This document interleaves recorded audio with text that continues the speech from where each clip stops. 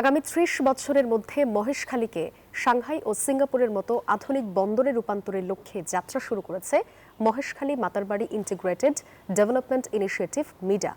এরই মধ্যে ১২০ দিনের পরিকল্পনা প্রধান উপদেষ্টার কাছে জমা দেওয়া হয়েছে, জানিয়েছেন বাংলাদেশ বিনিয়োগ উন্নয়ন কর্তৃপক্ষ ও বাংলাদেশ অর্থনৈতিক অঞ্চল কর্তৃপক্ষের নির্বাহী চেয়ারম্যান চৌধুরী আশিক মাহমুদ। বুধবার রাজধানীর ফরেন সার্ভিস একাডেমিতে আয়োজিত সংবাদ সম্মেলনে এসব কথা জানান তিনি।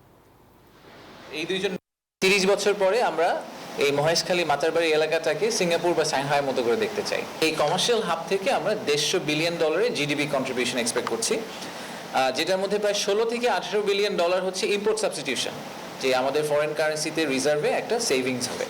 60 থেকে 65 বিলিয়ন ডলারের টোটাল ইনভেস্টমেন্ট হবে, তার মধ্যে আমরা আশা করছি যে প্রায় $5 বিলিয়ন এফডিআই হিসেবে আসবে। প্রায় 1.5 লাখ লোকের কর্মসংস্থান ডিরেক্টলি আমরা এক্সপেক্ট করছি, ইনডিরেক্টলি সব মিলিয়ে প্রায় 25 লাখ লোকের কর্মসংস্থান আমরা আশা করছি।